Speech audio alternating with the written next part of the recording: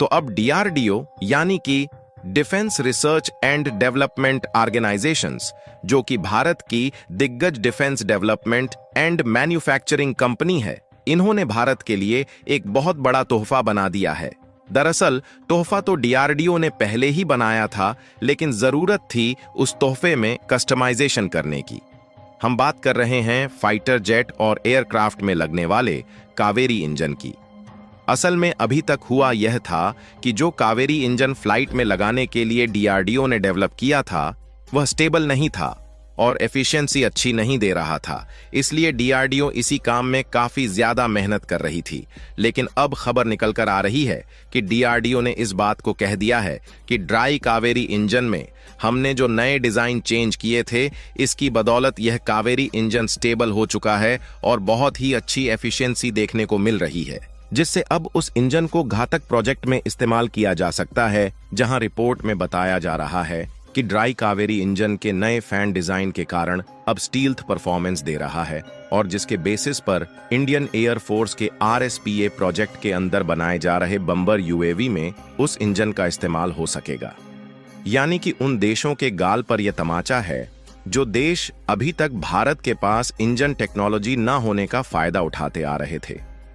पूरी डेवलपमेंट क्या है इस वीडियो में समझते हैं, लेकिन आगे बढ़ने से पहले इस वीडियो को एक लाइक करके चैनल को सब्सक्राइब जरूर कर लीजिए, क्योंकि यह आपके लिए तो 1 सेकंड का काम है, लेकिन इससे हमारी काफी बड़ी मदद होती है।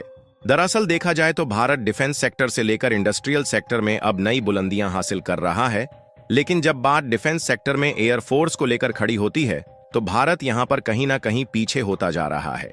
और एयरफोर्स के मामले में भारत इसलिए पीछे होता जा रहा है क्योंकि हमारे पास जितने फाइटर जेट्स यानी कि लड़ाकू विमान होने चाहिए, उतने फाइटर जेट नहीं है। और हमारे पास फाइटर जेट्स की कमी होने के केवल 2 ही कारण है।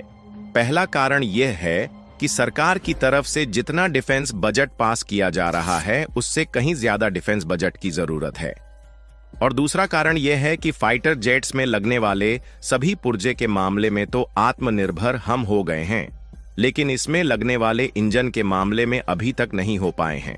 फिलहाल अगर डिफेंस बजट की बात करें तो जहां अमेरिका ने साल 2024-25 के लिए $877 बिलियन का डिफेंस बजट बनाया है और चीन ने अपनी मिलिट्री के लिए $203 बिलियन का बजट बनाया है, वहीं भारत ने साल 2024-25 के लिए सिर्फ $72 अरब का बजट बनाया है, जो कि अमेरिका और चीन की तुलना में काफी कम है। इसीलिए जहां देखो चारों तरफ यही कहा जा रहा है कि भारत को अपना डिफेंस बजट बढ़ाकर इस समय कम से कम $100 बिलियन करने की जरूरत है, क्योंकि भारत दुनिया का सबसे बड़ा डेमोक्रेटिक कंट्री है और वह भी भारत के बगल में चीन और पाकिस्तान जैसे दुश्मन देश है, जहां बांग्लादेश एक नया दुश्मन बनकर खड़ा ही हो चुका है। फिलहाल हर साल भारत का डिफेंस बजट लगभग $65 बिलियन के आसपास ही होता था, लेकिन इस बार 72 बिलियन किया गया, यानी कि लगभग 13% बढ़ाया गया है, जिसमें पुराने हथियारों की रिपेयरिंग और आधुनिकीकरण के साथ साथ सेना को पेंशन देना और डीआरडीओ जैसी संस्था को तेजी के साथ आगे बढ़ाने के लिए बजट को बढ़ाया गया है।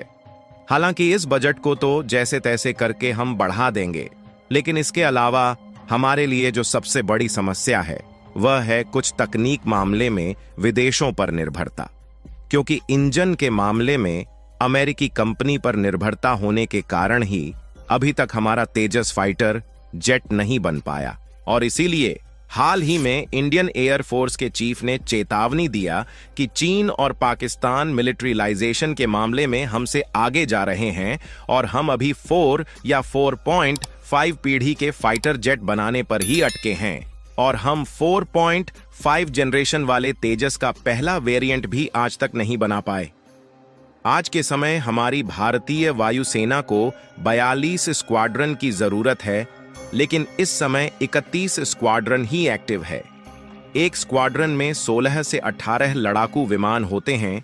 ऐसे में हमें 150 से 200 लड़ाकू विमान की तत्काल जरूरत है। फिलहाल जब भारतीय वायुसेना के चीफ ने ऐसी चिंता जताई तो कुछ लोगों ने मजाक बनाया, लेकिन इन्होंने सही ही कहा है कि यदि इतना धीमा फाइटर जेट का प्रोडक्शन होता रहेगा तो पाकिस्तान जैसे देश भी हमारे ऊपर हावी हो सकते हैं। लेकिन अब भारत की डीआरडीओ ने भी ठान लिया है कि हम भारतीय वायुसेना का मजाक नहीं बनने देंगे और इंजन की सप्लाई दूसरे देशों से मिले या ना मिले, हम खुद ही इंजन बनाएंगे। और डीआरडीओ ने कावेरी इंजन पर काफी ज्यादा मेहनत किया, जिसके बाद गवर्नमेंट की तरफ से इसकी फ्लाइट टेस्टिंग के लिए अप्रूवल मिला। उसके बाद कई लेवल पर और अलग अलग ऊंचाइयों पर अलग अलग तरीके से कावेरी इंजन की टेस्टिंग की गई। यहां तक कि इस कावेरी इंजन को रूस भेजा गया और रूस के जाने माने विमान में इसकी फ्लाइट टेस्टिंग की गई और टेस्टिंग अभी भी की जा रही है, जो कि लगभग 1 महीने तक चलेगी। लेकिन इसी बीच डीआरडीओ इस इंजन को स्टील्थ और स्टेबल बनाने पर काम कर रही थी, क्योंकि इसमें कुछ कमियां रह गई थीं। और हाल ही में खबर निकलकर आ रही है कि डीआरडीओ ने बताया है कि कावेरी इंजन को स्टेल्थ बनाने के मामले में एक बहुत बड़ी सफलता मिल गई है, क्योंकि इस इंजन में नया डिजाइन चेंज किया गया था, जिसकी बदौलत इस इंजन की एफिशिएंसी काफी अच्छी देखने को मिल रही है और यह पूरी तरीके से स्टेबल हो गया है। और यह इंजन पूरी तरीके से स्टील्थ बनने के कारण इस कावेरी इंजन को जिस भी विमान में लगा दिया जाएगा उसे कोई भी रडार नहीं पकड़ पाएगा। यहां तक कि डीआरडीओ ने यह भी कह दिया है कि इस स्टेबिलिटी के बेसिस पर अब हम इस इंजन को डीआरडीओ के घातक प्रोजेक्ट में डायरेक्टली इस्तेमाल करने वाले हैं। दरअसल घातक प्रोजेक्ट के अंतर्गत भारत अपनी वायुसेना की क्षमता को बढ़ा रहा है और अपनी मिलिट्री तकनीक को बढ़ाने का उद्देश्य लिया है, जिसमें हमारा उद्देश्य है कि मिसाइल से लेकर फाइटर जेट और जितने भी यानी कि अनमैन्ड एरियल व्हीकल होंगे वह सभी स्टेल्थ होंगे। इसी में भारत 13 टन वाला RSPA यानी कि rapid strike precision attack bomber UAV बनाने पर काम कर रहा था। डीआरडीओ ने टारगेट लिया था कि इस UAV में हम खुद के इंजन को लगाएंगे और फिलहाल के समय में जिस तरीके से कावेरी इंजन ने परफॉर्मेंस देना शुरू कर दिया है, वह समय आ गया है जब इस UAV में हमारा खुद का कावेरी इंजन लगेगा। इस UAV का उपयोग बम बरसाने में किया जाता है। उदाहरण के लिए, अगर हमें दुश्मन के रणनीतिक ठिकानों जैसे पुल, गोदाम, एयरबेस और रडार स्टेशनों को नष्ट करना है तो खासकर इसका इस्तेमाल किया जा सकता है, क्योंकि यह बॉम्बर लंबी दूरी तक सटीक बमबारी करने की क्षमता रखता है। इसमें हैवी लोड उठाने की शक्ति है, जिससे बड़े पैमाने पर बमबारी आसान है। और यह बॉम्बर स्पेशल ऑपरेशंस में सटीक और तेज हमला करने के मामले में एकदम आगे रहने वाला है, जिसमें न सिर्फ यह स्वदेशी तकनीक पर पूरी तरीके से रहेगा, बल्कि यह AI तकनीक से भी लैस रहेगा। और इतना ही नहीं, बल्कि एमका प्रोजेक्ट के अंतर्गत तेजस में लगने वाले इंजन को कावेरी 2.0 के तहत डीआरडीओ की लेबोरेटरी GTRE 98 किलो न्यूटन का इंजन बनाने पर इसके बाद काम करने जा रही है। इसके बाद न सिर्फ हम कम बजट में अपनी वायु सेना की ताकत बढ़ा पाएंगे, बल्कि हमें किसी के सामने हाथ फैलाने की जरूरत भी नहीं पड़ेगी। फिलहाल आप लोग डीआरडीओ की सफलता से खुश हैं तो कमेंट बॉक्स में उन्हें बधाई जरूर दें और इस वीडियो को एक लाइक करके अपने मित्रों तक शेयर जरूर करें, ताकि उन्हें भी जानकारी मिल सके। इसी तरह और भी नॉलेजेबल वीडियो देखने के लिए चैनल को सब्सक्राइब करके बेल आइकन को ऑल पर जरूर सेलेक्ट करें। जय श्री राम।